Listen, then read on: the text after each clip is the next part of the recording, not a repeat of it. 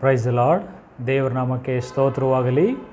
ಕರ್ತನಾದ ಯೇಸು ಕ್ರಿಸ್ತನ ನಾಮದಲ್ಲಿ ನಿಮ್ಮೆಲ್ಲರನ್ನು ಈ ಫ್ಯಾಮಿಲಿ ಬ್ಲೆಸ್ಸಿಂಗ್ಗೆ ನಿಮ್ಮನ್ನು ಆಹ್ವಾನಿಸ್ತೇವೆ. ಬೇಬಿ ಬ್ಲೆಸ್ಸಿಂಗ್ಗೆ ಟವರ್ಗೆ ನಿಮ್ಮನ್ನು ಆಹ್ವಾನಿಸ್ತೇವೆ. ದೇವರ ವಾಕ್ಯವನ್ನು ಕೇಳುವಂಥ ದೊಡ್ಡ ಕೃಪೆಯನ್ನು ದೇವರು ನಮಗೆ ಕೊಟ್ಟಿದ್ದಾರೆ. ಅದಕ್ಕಾಗಿ ನಾನು ಆತನಿಗೆ ದೇವರಿಗೆ ವಂದನೆ ತಿಳಿಸ್ತೇನೆ. ನಾವೆಲ್ಲರೂ ಸ್ವಲ್ಪ ಸಮಯ ದೇವರ ವಾಕ್ಯಗಳನ್ನು ನಾವು ಧ್ಯಾನಿಸೋಣ. ಇದಕ್ಕಾಗಿ ಆರಿಸಲ್ಪಟ್ಟ ದೇವ ವಾಕ್ಯವು ಕೀರ್ತನೆಗಳು 16ನೇ ಅಧ್ಯಾಯ 7ನೇ ವಾಕ್ಯ. ಆ ವಾಕ್ಯ ಏನು ಹೇಳುತ್ತದಂದರೆ, ಯೆಹೋವನು ನನಗೆ ಆಲೋಚನೆ ಹೇಳಿಕೊಡುತ್ತಾನೆ, ಆತನನ್ನು ಕೊಂಡಾಡುವೆನು. ಇವತ್ತು ಯಾರು ನಮಗೆ ಆಲೋಚನೆಗಳನ್ನು ಹೇಳಿಕೊಡುತ್ತಾರೆ? ಇನ್ ಇಂಗ್ಲೀಷಲ್ಲಿ ನಾವು ನೋಡುವಾಗ I will praise the Lord who has given me counsel. ದೇವರು ನಮಗೆ ಆಲೋಚನೆಯನ್ನು ಹೇಳಿಕೊಡುತ್ತಾನೆ. ನನ್ನ ಮಾತುಗಳನ್ನು ಕೇಳಿಸಿಕೊಳ್ಳುವಂಥ ಪ್ರಿಯ ವೀಕ್ಷಕರೇ, ನಿಮ್ಮಲ್ಲೊಂದು ಪ್ರಶ್ನೆ. ನಿಮ್ಮ ಜೀವಿತದಲ್ಲಿ ಒಳ್ಳೆಯ ಆಲೋಚನೆಗಳನ್ನು ಯಾರು ಹೇಳಿಕೊಡುತ್ತಾರೆ? ಇವತ್ತಿನ ಈ 21ನೇ ಶತಮಾನದ ಜನರ ಜೀವಿತವನ್ನು ನಾವು ನೋಡುವಾಗ ಎಷ್ಟೋ ಫೇಲ್ಯೂರ್ಗೆ ಕಾರಣ, ಎಷ್ಟೋ ಜೀವಿತಗಳು ಹಾಳಾಗಲಿಕ್ಕೆ ಕಾರಣ, ಎಷ್ಟೋ ಕುಟುಂಬಗಳು ಹಾಳಾಗಲಿಕ್ಕೆ ಕಾರಣ, ಎಷ್ಟೋ ಚೆನ್ನಾಗಿ ಓದುವಂಥ ವಿದ್ಯಾರ್ಥಿಗಳು ಒಳ್ಳೆಯ ರಿಸಲ್ಟ್ ಪಡೆದುಕೊಳ್ಳದೆ ತನ್ನ ಲೈಫನ್ನು ಸ್ಪಾಯ್ಲ್ ಮಾಡಿಕೊಳ್ಳೋದಕ್ಕೆ ಕಾರಣ ಏನಪ್ಪ ಅಂದರೆ, ಅವ್ರ ಜೀವಿತದಲ್ಲಿ ಯಾರೋ ಒಬ್ಬರು ಅಥವಾ ಯಾವುದೋ ಒಂದು ಸಂಗತಿ ತಪ್ಪಾದ ಒಂದು ಕೌನ್ಸೆಲಿಂಗನ್ನು ಮಾಡಿದ್ದ ನಿಮಿತ್ತವಾಗಿ, ತಪ್ಪಾದ ಒಂದು ಆಲೋಚನೆಯನ್ನು ಕೊಟ್ಟಿದ್ದರ ನಿಮಿತ್ತವಾಗಿ. ಸ್ವಲ್ಪ ಯೋಚನೆ ಮಾಡಿ. ನಿಮ್ಮ ಜೀವಿತದಲ್ಲಿ ಎಷ್ಟೋ ಸಾರಿ ಜೀವಿತ ಕೆಳಗೆ ಹೋಗಲಿಕ್ಕೆ ಕಾರಣ, ಒಂದು ಫೇಲ್ ಆಗಲಿಕ್ಕೆ ಕಾರಣ ಇಷ್ಟೇ, ತಪ್ಪಾದ ಆಲೋಚನೆಯನ್ನು ಕೇಳಿದ ನಿಮಿತ್ತವಾಗಿ. ಯಾರು ನಿಮಗೆ ಒಳ್ಳೆಯ ಆಲೋಚನೆಗಳನ್ನು ಕೊಡುತ್ತಾರೆ? ಇವತ್ತಿನ ಯೂತ್ಗಳನ್ನು ಕೇಳುವಾಗ ಅವ್ರು ಹೇಳ್ತಾರೆ ಒಳ್ಳೆಯ ಫ್ರೆಂಡ್ಸ್ ಅಂತ ಹೇಳ್ತಾರೆ. ಸೊ ಟಿ ವಿಯಲ್ಲಿ ಬರುವಂಥ, ಸಿನಿಮಾಗಳಲ್ಲಿ ಬರುವಂಥ ಒಳ್ಳೆ ಅವರ ಹೀರೋಗಳನ್ನು ಅವರು ಒಳ್ಳೆಯವರು ಅಂದ್ಕೊಳ್ತಾರೆ. ಫಿಲಮಲ್ಲಿ ನಡೆಯುವಂಥ ಅವರು ವೇರ್ ಮಾಡುವಂಥ ಡ್ರೆಸ್ಗಳು, ಅವರು ಮಾಡುವಂಥ ಆ್ಯಕ್ಷನ್ಗಳು, ಅವ್ರು ಮಾಡುವಂಥ ಸ್ಟೈಲ್ಗಳನ್ನು ಫಾಲೋ ಮಾಡ್ತಾರೆ. ಇದರಿಂದ ಅವರ ಜೀವಿತ ಪ್ರಮೋಷನ್ಗೆ ಹೋಗುತ್ತಾ? ಇದು ಒಳ್ಳೆಯ ಆಲೋಚನೆಯ? ಇವತ್ತು ಎಷ್ಟೋ ಯೂತ್ಗಳನ್ನು ನೋಡುವಾಗ, ಅವರ ಡ್ರೆಸ್ ಸೆನ್ಸ್ ನೋಡುವಾಗ ನಮಗೆ ತುಂಬ ಆಶ್ಚರ್ಯ ಆಗುತ್ತೆ. ಕಾರಣ ಯಾಕಂದರೆ ಅವರು ಯಾರನ್ನು ಫಾಲೋ ಮಾಡ್ತಾ ಇದ್ದಾರೆ ಅಥವಾ ಯಾರು ಅವರಿಗೆ ಆಲೋಚನೆಗಳನ್ನು ಕೊಡ್ತಾ ಇದ್ದಾರೆ, ಅದನ್ನು ನಾವು ಈಸಿಯಾಗಿ ಕಂಡುಹಿಡಿಯಬಹುದು. ಹಾಗಿದ್ಮೇಲೆ ನಿಮ್ಮ ಜೀವಿತವನ್ನು ಒಳ್ಳೆಯ ಜೀವಿತಕ್ಕೆ ನಡೆಸುವಂಥ ಆಲೋಚನೆ ಯಾರು ಕೊಡ್ತಾರೆ? ನಿನ್ನ ಸ್ನೇಹಿತರು ಕೊಡ್ತಾರಾ? ನಿನ್ನ ಸ್ನೇಹಿತರು ನಿನಗೆ ಒಳ್ಳೆಯ ಆಲೋಚನೆಗಳನ್ನು ಕೊಡ್ತಾರಾ? ಎಷ್ಟೋ ಸಾರಿ ಲೈಫಲ್ಲಿ ಫೇಲ್ಯೂರ್ ಆಗಲಿಕ್ಕೆ ಕಾರಣ ಏನಪ್ಪ ಅಂದರೆ, ಸ್ನೇಹಿತರು ಕೊಡುವಂಥ ತಪ್ಪಾದಂಥ ಆಲೋಚನೆಗಳು. ದೇವಜನರೇ, ವೀಕ್ಷಕರೇ, ಇವತ್ತು ಎಷ್ಟೋ ನಾನು ಯೂತ್ಗಳನ್ನು ನೋಡಿದ್ದೀನಿ. ಅವರ ಜೀವನದಲ್ಲಿ ತುಂಬ ಚೆನ್ನಾಗಿ ಓದುವಂಥ ಸ್ಟೂಡೆಂಟ್ ಆಗಿರ್ತಾರೆ. ಬರುತ್ತಾ ಅವರು ರಿಸಲ್ಟ್ ನೋಡುವಾಗ ತುಂಬ ಹೀನಾಯವಾಗಿರುತ್ತೆ. ನಾವು ಅಂದ್ಕೊಳ್ತೀವಿ, ತುಂಬ ಚೆನ್ನಾಗಿ ಓದುವಂಥ ಸ್ಟೂಡೆಂಟ್ ಇವರು, ಕ್ಲಾಸಲ್ಲಿ ತುಂಬ ಫಸ್ಟಲ್ಲಿದ್ದರು, ಇವರು ಕಾಲೇಜಿಗೆ ಇವರು ಫಸ್ಟಲ್ಲಿದ್ದರು, ಯಾಕೆ ಇವ್ರ ಜೀವಿತ ಕೆಳಗೋಯ್ತು? ಆ ಥರ ನಾವು ಯೋಚನೆ ಮಾಡುವಾಗ ಕೊನೆಗೆ ಸಿಗುವಂಥ ಒಂದು ಆನ್ಸರ್ ಏನಪ್ಪ ಅಂದರೆ, ಯಾರೋ ಒಬ್ಬರು ತಪ್ಪಾದ ಆಲೋಚನೆ ಕೊಟ್ಟರು ಇವರಿಗೆ. ನಾನು ಇದೇ ರೀತಿ ನಮ್ಮ ಕಾಲೇಜಲ್ಲಿ ನಾನೊಂದು ಕ್ಲಾಸ್ ಮಾಡುವಾಗ ಒಬ್ಬ ಸ್ಟೂಡೆಂಟ್ ಹತ್ರ ಕೇಳಿದೆ, where did U C after 5 years your self? Where did U see your self after 5 years? ಆ ಥರ ಒಂದು ಕ್ವಶನ್ ಕೇಳಿದಾಗ, ನಿನ್ನನ್ನು ನೀನು ನೆಕ್ಸ್ಟ್ 5 ವರ್ಷಗಳಲ್ಲಿ ಎಲ್ಲಿ ನೋಡ್ಕೊಳ್ತೀಯ, ನಂತರ 5 ವರ್ಷಗಳ ನಂತರ ಎಲ್ಲಿ ನೋಡ್ಕೊತೀಯ ಅಂತ ಕೇಳಿದರೆ ಅವ್ರು ಹೇಳ್ತಾರೆ, ನಾನು ಒಬ್ಬ 2 ಮಕ್ಕಳ ತಾಯಿಯಾಗಿರ್ತೀನಿ, ನಾನು 3 ಮಕ್ಕಳ ತಂದೆಯಾಗಿರ್ತೀನಿ. ನೋಡಿ, ಇದೆಲ್ಲ ಒಂದು ಹಾಸ್ಯಾಸ್ಪದವಾಗಿದೆ. ಆದರೆ ಅವರ ಮನಸ್ಸಿನಲ್ಲಿ, ಅವರ ತಲೆಯಲ್ಲಿ ಏನು ಯೋಚನೆ ಓಡ್ತಾ ಇದೆ ಅನ್ನೋದನ್ನು ನಾವು ಕಂಡುಹಿಡಿಯಬಹುದು. ಯಾರು ನಿನಗೆ ಒಳ್ಳೆಯ ಆಲೋಚನೆಯನ್ನು ಕೊಡ್ತಾರೆ? ನಿನ್ನ ಜೀವಿತವನ್ನು ವರ್ಷದಿಂದ ವರ್ಷಕ್ಕೆ ಮೇಲಕ್ಕೆ ಹೋಗುವಂಥ, ಗೌರವ ಸ್ಥಳಕ್ಕೆ ಕೊಂಡು ಹೋಗುವಂಥ ಆಲೋಚನೆನ ಯಾರು ಕೊಡ್ತಾರೆ? ನಿನ್ನ ಸ್ನೇಹಿತರು ಕೊಡ್ತಾರಾ? ಖಂಡಿತವಾಗಲೂ ಇಲ್ಲ. ಎಷ್ಟೋ ಒಳ್ಳೆಯ ಸ್ನೇಹಿತರಿದ್ದಾರೆ, ಆದರೆ ಅವರು ಒಳ್ಳೆಯ ಸ್ನೇಹಿತರಂತೆ ನೀನು ಯಾವ ರೀತಿ ಕಂಡುಹಿಡಿತೀಯ?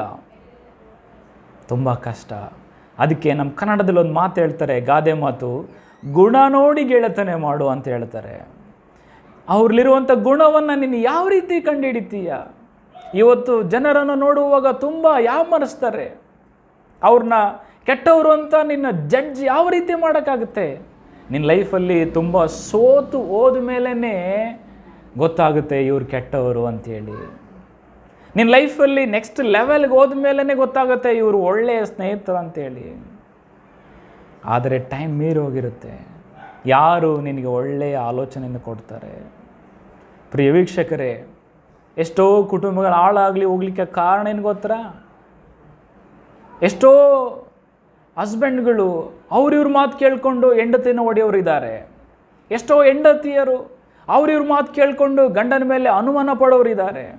ಇದರೆಲ್ಲವರ ನಡುವೆ ನಿಜವಾಗ್ಲೂ ನಿನಗೆ ಒಳ್ಳೆಯ ಆಲೋಚನೆ ಸಿಗುತ್ತಾ? ಎಲ್ಲಿಂದ ಸಿಗುತ್ತೆ? ಆಗಿದ್ಮೇಲೆ ಯಾರು ಕೊಡ್ತಾರೆ? ಆಗಿದ್ಮೇಲೆ ದೇವರ ವಾಕ್ಯವನ್ನು ಗಮನಿಸಿ ನೋಡಿ.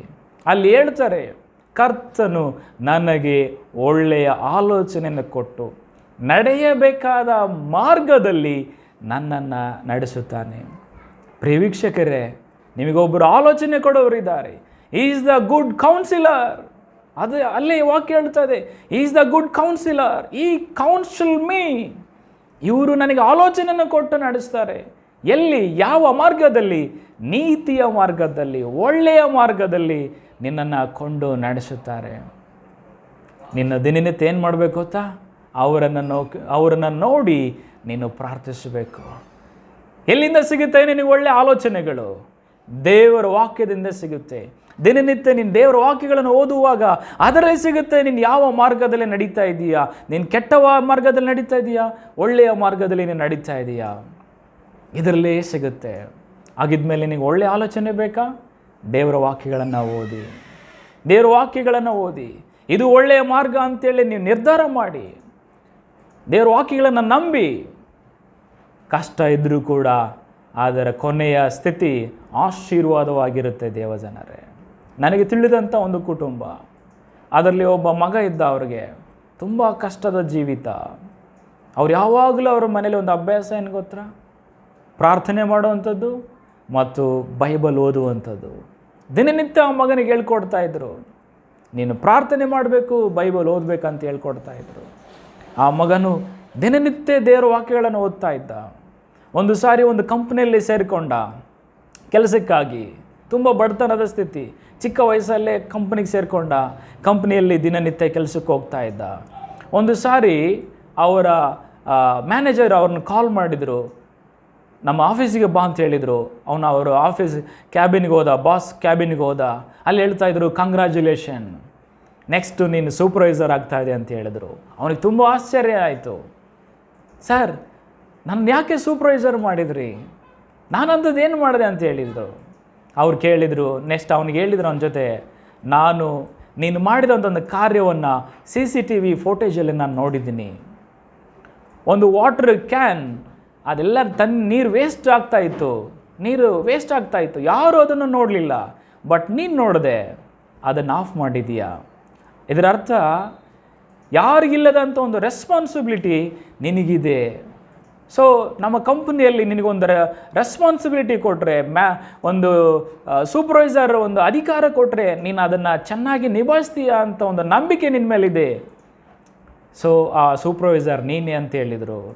ಅದಕ್ಕೆ ಅವ್ರು ಹೇಳಿದರು, ಸರ್, ಇದೆಲ್ಲ ನನ್ನ ಮನೆಯಲ್ಲಿ ಕಲಿಸ್ಕೊಟ್ಟಿದ್ದಾರೆ. ನಾನು ದಿನನಿತ್ಯ ಪ್ರಾರ್ಥನೆ ಮಾಡುತ್ತೇನೆ, ನಾನು ದಿನನಿತ್ಯ ಬೈಬಲ್ ಓದುತ್ತೇನೆ, ಅದರೆಲ್ಲ ವಿಷಯಗಳು ನಾನು ಅಲ್ಲಿಂದನೇ ಸರ್ ಕಲ್ತಿದ್ದು ಅಂತ ಹೇಳ್ತಾರೆ. ಪ್ರಿಯ ವೀಕ್ಷಕರೇ, ಆಗಿದ್ಮೇಲೆ ಯೋಚನೆ ಮಾಡಿ, ನಿಮ್ಮ ಮಕ್ಕಳು ಒಳ್ಳೆಯ ದಾರಿಯಲ್ಲಿ ನಡೆಯಬೇಕಾ?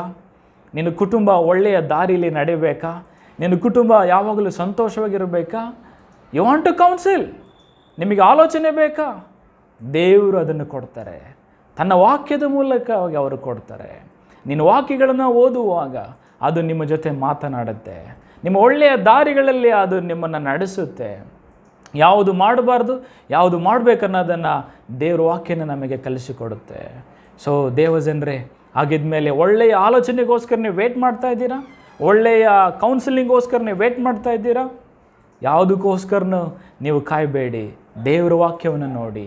ಈ ಲೋಕದಲ್ಲಿ ಯಾರು ನಿಮಗೆ ಅಷ್ಟೊಂದು ಒಳ್ಳೆಯ ಆಲೋಚನೆ ಕೊಡ್ತಾರೆ. ನೀನು ಅವ್ರಿಗಿಂತ ನೀನು ಮುಂದೆ ಹೋಗುವಾಗ ನಿನ್ನನ್ನು ಕೆಳಗೆ ಹಾಕಲಿಕ್ಕೆ ಜನರು ನೋಡ್ತಾರೆ, ನೀನು ಕೆಳಗೆ ಹಾಕಿ ತುಳಿಲಿಕ್ಕೆ ಇಷ್ಟಪಡ್ತಾರೆ, ನೀನು ಮುಂದೆ ಹೋಗು ಹಿಂದ್ಗಡೆಯಿಂದನೇ ಮಾತನಾಡ್ತಾರೆ.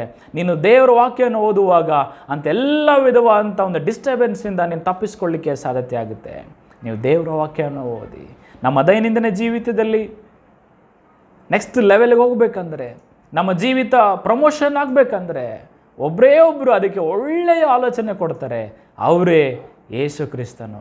ಅವ್ರು ನೀವು ನಂಬಿಕೊಳ್ಳುವಾಗ ಖಂಡಿತವಾಗಲಿ ನಿಮ್ಮ ಜೀವನವನ್ನು ನೆಕ್ಸ್ಟ್ ಲೆವೆಲ್ಗೆ, ಪ್ರಮೋಷನ್ಗೆ ಕೊಂಡು ಹೋಗ್ತಾರೆ. ಸೊ ಈ ಒಂದು ಪ್ರಾರ್ಥನೆಯಲ್ಲಿ ಭಾಗವಹಿಸೋದಕ್ಕಾಗಿ ನಿಮ್ಮೆಲ್ಲರನ್ನೂ ಕೂಡ ನಾನು ಅಭಿನಂದಿಸ್ತೇನೆ. ಎಲ್ಲರೂ ಪ್ರಾರ್ಥನೆ ಮಾಡೋಣ. ನಮ್ಮನ್ನು ಬಹಳವಾಗಿ ಪ್ರೀತಿಸುವ ದೇವರೇ, ಅಪ್ಪ, ಚೈಲ್ಡ್ ಬ್ಲೆಸ್ಸಿಂಗ್ ಪ್ರಯರ್ ಟವರಿಂದ ಈ ರೀತಿಯಾಗಿ ಪ್ರಾರ್ಥನೆ ಮಾಡಲಿಕ್ಕೆ ನಮ್ಮೆಲ್ಲರಿಗೂ ಅವಕಾಶ ಕೊಟ್ಟಿದ್ದಕ್ಕಾಗಿ ಸ್ತೋತ್ರಪ್ಪ. ದೇವರೇ, ನನ್ನೊಂದಿಗೆ ಪ್ರಾರ್ಥನೆ ಮಾಡುವಂಥ ಇವರೆಲ್ಲರನ್ನು ಒಪ್ಪಿಸಿಕೊಡುತ್ತೇನೆ. ನೀವು ಹೇಳಿದ್ದೀರಿ, ನಾನು ನಿಮಗೆ ಒಳ್ಳೆಯ ಆಲೋಚನೆಗಳನ್ನು ಹೇಳಿಕೊಡುತ್ತೇನೆ, ನಡೆಯಬೇಕಾದ ಮಾರ್ಗದಲ್ಲಿ ನಿನ್ನನ್ನು ನಡೆಸುತ್ತೇನೆ ಅಂತ ಹೇಳಿದ್ದೀರಿ.